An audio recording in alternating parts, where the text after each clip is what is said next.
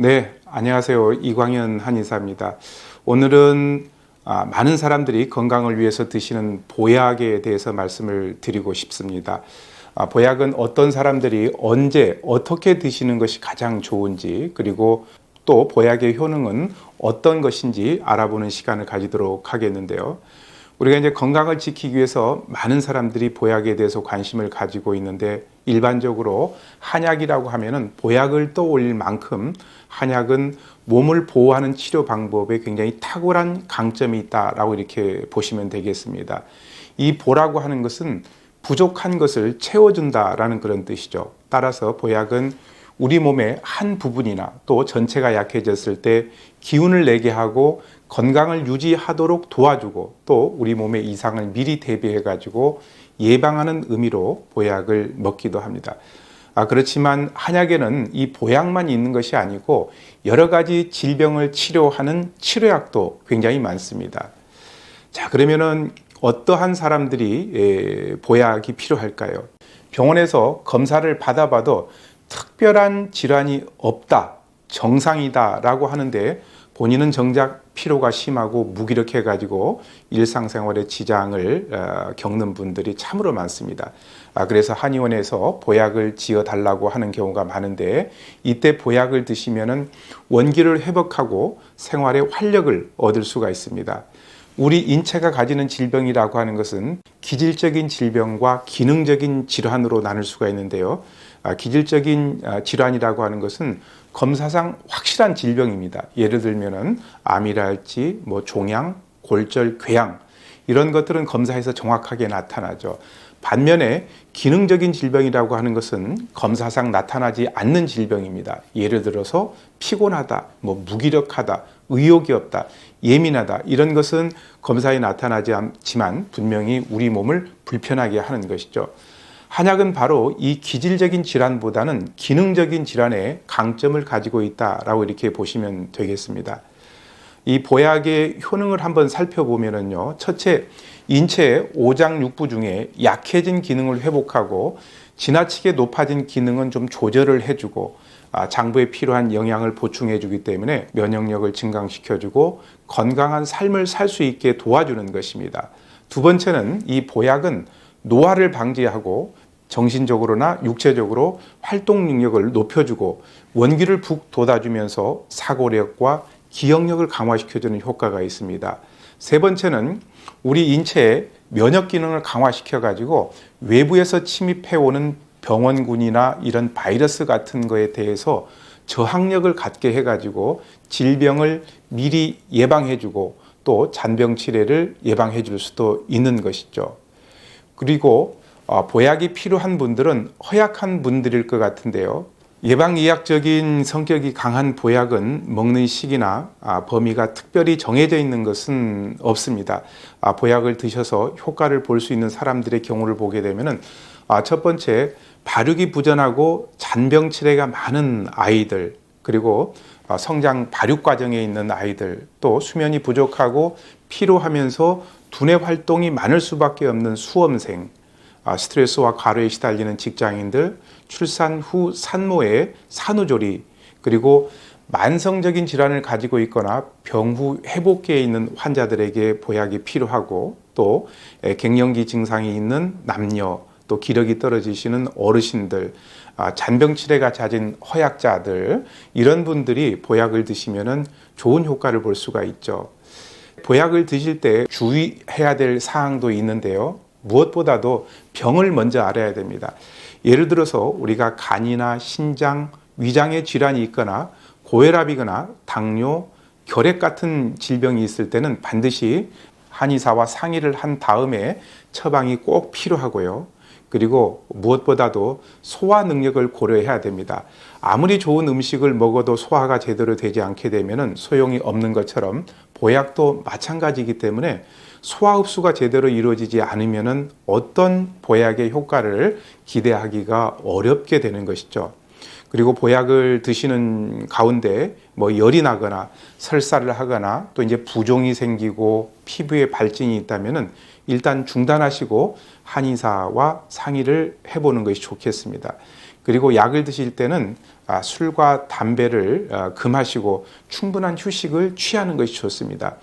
약이 제대로 효과를 발휘하기 위해서는 충분한 휴식과 수면이 필요하고 술, 담배 그리고 탄산음료 같은 것은 가급적이면 피하는 것이 좋겠죠. 한약을 먹을 때 금해야 되는 음식들이 많은데요. 돼지고기나 닭고기, 밀가루, 녹두, 술 이런 특정 음식들을 제한하는 경우가 있는데 이런 것들은 모든 경우에 해당되는 것이 아니라 그 사람이 가지고 있는 병증 그리고 한약의 성질 이런 것들을 충분히 감안해 가지고 금기 음식을 정하는 것입니다. 그러니까 모든 한약을 먹을 때 이런 그 음식들을 금하는 것은 아니라는 것이죠. 보약에도 종류가 있습니다. 보기약, 그 다음에 보양약, 보혈약, 보음약 이렇게 크게 4가지 정도로 나누는데요. 이 보기약이라고 하는 것은 말 그대로 기를 보호해 주는 것이죠. 가장 대표적인 약재가 인삼하고 황기인데 쉽게 피로하고 또 이제 말하거나 움직이기도 귀찮고 땀을 많이 흘리면서 또 신경을 많이 썼을 때 보기제 한약을 쓰는데 대표적으로 보중 이기탕이나 십전대보탕 계통의 약을 쓰죠. 두 번째는 보혈제인데 말 그대로 우리 몸의 혈을 보호하는 겁니다. 대표적인 약재가 당귀하고 숙지향인데요. 예를 들어서 손발이나 입술이 창백해지고 현기증을 느끼면서 이명 같은 것들이 많이 생기고 가슴이 두근거리는 경우 혈 부족에 의해서 생기는 경우가 많은데요. 사물탕이나 쌍화탕 같은 약들을 처방합니다. 여자들에게 기본이 되는 약이라고 보시면 되겠고요. 이제 세 번째는 보양제입니다. 말 그대로 양기를 보호하는 것이죠. 녹용과 육개가 대표적인데 우리 몸에 양의 기운이 떨어지게 되면 허리와 무릎 같은 것들이 약해져서 걷는 힘이 부족하고 또 경우에 따라서는 설사 같은 것을 자주 하면서 소변을 자주 보고 몸이 차가워지고 추위를 많이 타시는 분들이 많습니다. 이런 경우에는 우리 한방에서 팔미환이나 우기음 같은 약을 쓰고요. 네 번째는 보음제인데 말 그대로 우리 몸에 음기를 보호해 주는 겁니다. 대표적인 약재가 맹문동과 구기자인데 우리 몸에 음기가 부족하게 되면은 입이 마르고 피부가 건조해지고 그리고 작은 일에도 잘 놀라고 잠이 잘 안 오는 증상 그리고 이제 기침 같은 것들이 나기도 합니다. 보음제 대표적인 처방은 육미지황탕이나 좌기음 같은 처방이 바로 보음제의 대표적인 처방이죠. 이제 우리가 한약재 중에 보호하는 가장 대표적인 약재가 여러분들 인삼이라는 것은 잘 알고 있을 겁니다. 인삼은 어떤 효능이 있는지 한번 살펴볼게요. 동의보감에 보게 되면은 인삼의 성질은 따뜻하고 맛은 쓰고 달면서 원기를 크게 보한다라고 이렇게 기록을 해놓고 있습니다. 인삼은 말 그대로 원기를 회복시켜주고 피로를 풀어주는데 탁월한 효능이 있는 약재들입니다. 그래서 허약 체질을 개선시켜주죠. 큰 병을 앓고 나거나 수술을 하고 난 뒤에 기력이 떨어지는 분들 그리고 평소에 과로에 시달리는 직장인이나 수험생들에게 인삼이 많은 도움을 줄 수가 있는데요. 또 인삼은 우리 몸의 면역력을 강화시켜줘 가지고 질병에 대한 저항력을 길러주고 빈혈 같은 것을 예방해주고 그리고 식욕을 돋궈주고 말초혈관을 확장시켜가지고 말초혈관까지 혈액순환을 잘 하게끔 도와주기 때문에 수족 냉증에도 도움이 되고요. 당뇨로 인한 갈증 또 기억력을 증진시켜주고 알코올 해독이 뛰어나기 때문에 숙취에도 도움이 됩니다. 그리고 인삼은 성 기능을 강화시켜주는 데 도움이 많이 될 뿐만 아니라 노화를 방지해 주는 데도 도움이 많이 되죠. 자, 그러면은 인삼은 어떤 체질에 좋을까요? 인삼을 드시고 효과를 본 사람도 많지만 반대로 효과가 없거나 심지어는 불편함을 호소하는 분들도 있습니다. 이렇게 인삼의 효능이 사람마다 다르게 나타나는 이유는 인삼은 기본적으로 열이 많은 약재이기 때문에 평소에 체질적으로 열이 많은 사람들 같은 경우는 인삼을 복용하게 되면은 효과가 적을 수밖에 없고 그리고 오히려 경우에 따라서는 부작용도 생길 수가 있습니다. 인삼의 주 성분이 사포닌이라고 알고 있지 않습니까? 우리 몸에서 이 사포닌을 분해하는 효소가 부족하거나 없는 사람들이 있는데 이런 사람들 경우에도 인삼을 드시게 되면은 효과가 떨어질 수도 있습니다. 사상 체질로 보면은 손발이 차고 몸이 냉하면서 소화기 계통인 비위 기능이 선천적으로 약한 소민 체질에게 인삼이 가장 적합하고요. 그리고 반대로 선천적으로 열이 많은 소양인이나 태양인 체질 같은 경우에는 상대적으로 효과가 적을 수도 있습니다. 한약재 중에 가장 대표적으로 보약을 꼽으라면 녹용이죠. 녹용은 과연 무슨 효능이 있고 어디에 좋을까요? 우리나라 사람치고 녹용 든 보약을 안 먹어본 사람이 없을 정도로 녹용은 우리에게 굉장히 익숙한 약재죠. 우리가 잘 알고 있는 이승만 대통령도 녹용을 아주 즐겨 드셨다라고 이렇게 알려져 있을 정도입니다. 동의보감에 보게 되면은 녹용의 효능을 과로와 피로로 몸이 여이는 것을 낫게 하고 근육과 관절이 쉬고 아픈 것을 치료하면서 선천적으로 기운이 약한 것을 보호한다라고 이렇게 기록을 해놓고 있습니다.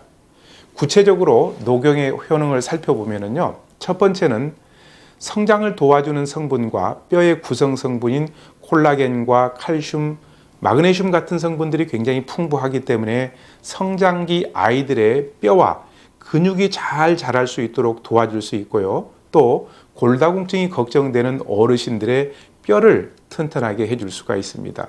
두 번째는 골수의 혈액 생산 기능을 촉진하는 기능이 있기 때문에 우리가 흔히들 피가 부족해서 생기는 여러 가지 불편한 증상들, 예를 들게 되면은 얼굴에 핏기가 같고 어지럼증을 자주 호소하는 그런 경우에도 도움이 되고요. 세 번째는 세균과 바이러스 같은 것들이 우리 몸에 들어와도 이것을 물리칠 수 있는 강한 면역력을 증진시켜 가지고 잔병 치레를 덜하게 할 수 있는 것이 바로 녹용입니다. 그런데 한간에 녹용을 잘못 먹이면은 머리가 나빠진다는 말이 있는데요. 정말 그런 것일까요? 결론적으로 말하면은 녹용에는 머리를 나쁘게 하는 성분은 없습니다. 오히려 녹용에는 뇌신경세포를 활발하게 해주는 역할이 들어있는 물질들이 많기 때문에요. 아이들의 머리를 영리하게 만들어줄 수 있습니다.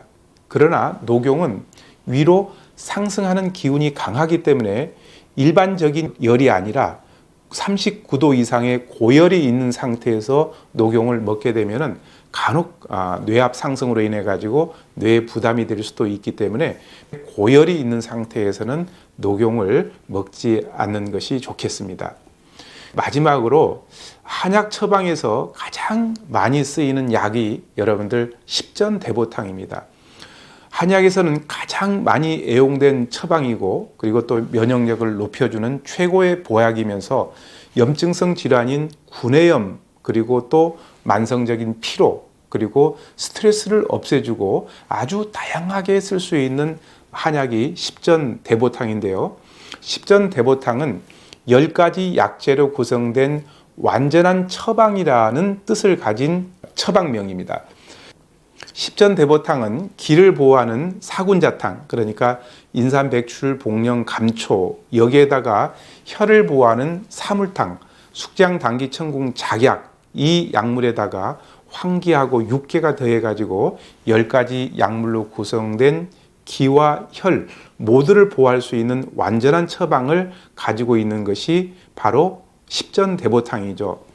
인삼은 한약재 중에서도 기를 보호하는 가장 대표적인 약재고요. 이 백출이라고 하는 약재는 비장과 위장을 튼튼하게 해서 음식물을 잘 소화시킬 수 있게끔 그리고 영양분을 잘 흡수할 수 있게끔 해주고요. 복령은 스트레스 해소와 정신신경을 안정시켜주는 효과가 있고 우리가 흔히들 약방의 감초라고 하는 감초는 우리 몸의 체력을 증진시켜주는 효과를 가지고 있습니다.